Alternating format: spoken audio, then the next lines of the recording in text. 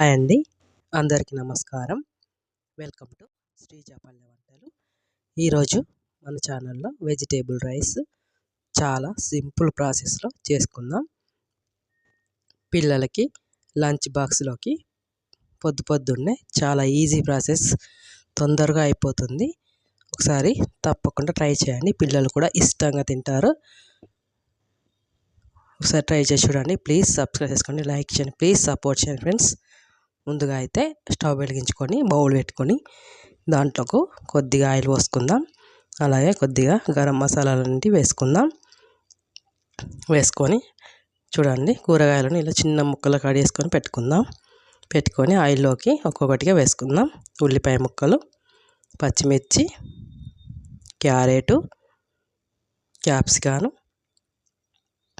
Beans, అలాగే కరివేపాకు, టమాటా ముక్కలు వేసుకొని ఉప్పు వేసుకొని ఒకసారి కలుపుకుందాం.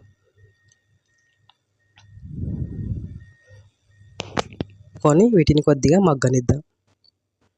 ఇవి మగ్గేలోపు మనం రైస్ని ఒక బౌల్లోకి వేసుకొని ఇలా పొడి పొడిగా చేసుకొని దాంట్లోకి ఒక హాఫ్ లెమన్, నిమ్మకాయ రసం పిండుకుందాం.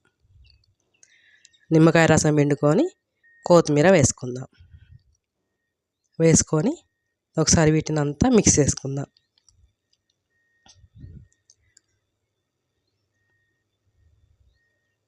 ఇలా కలిపేసుకొని రైస్ని పక్కన పెట్టుకుందాం. ఈలోపు ముక్కలన్నీ చక్కగా మగ్గిపోయినాయి. చూడండి, మగ్గిపోయిన ముక్కలకి మనం ముందుగా ప్రిపేర్ చేసి పెట్టుకున్న రైస్ని వేసుకుందాం.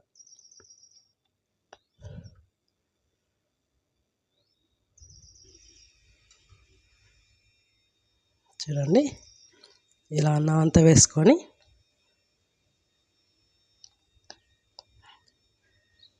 ఒకసారి కలిపేసుకుందాం.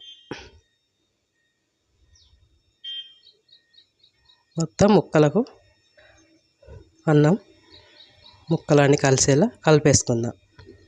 కలిపేసుకున్న తర్వాత పైనుంచి కొద్దిగా కారం, కొద్దిగా పచ్చిధనియాల పౌడర్, కొంచెం గరం మసాలా వేసుకొని మరొక్కసారి రైస్ని కలిపేసుకుందాం.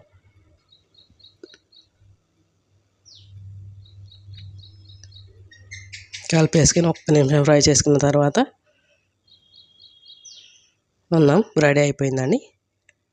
స్టవ్ మీద నుంచి మనం పక్కకి దింపేసుకుందాం.